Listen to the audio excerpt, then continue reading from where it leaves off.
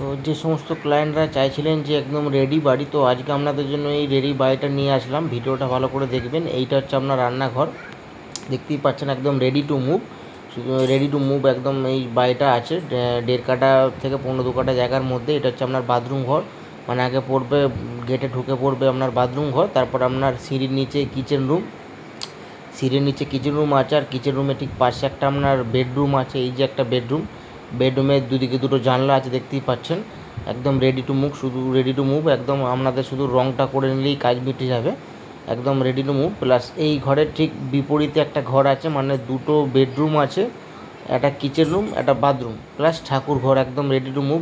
নিজের মতো করে রং করে নিতে পারবেন বা নিজেরা সাজিয়ে গুছিয়ে নিতে পারবেন। আর এটা হচ্ছে আপনার গেট, গেটটাও দেখতে পাচ্ছেন যে একদম কালারিং গেট আছে একদম। আশা করছি আপনাদের বাড়িটা পছন্দ হবে। বাস স্ট্যান্ড বা স্টেশন থেকে হাঁটা পথ দূরত্বে 500 থেকে 600 মিটারের মধ্যে, যদি খুব বেশি হয়। এটা হচ্ছে আপনার বেডরুম প্লাস ঠাকুর ঘর করা আছে, ছোট্ট ঠাকুর ঘর। প্লাস এটা দিয়ে এইটার আমার দুদিকে দুটো জানলা আছে, জানলা থেকে বেরিয়ে একটা ছোট দালান পড়বে, দালানের পাশেই বাথরুম, মানে অর্থাৎ আপনি বাড়ি থেকে যে ঘরে ঢুকলেই একটা ব্যালকনি আছে, মানে ছোটো দালানের কথা বলতে পারেন।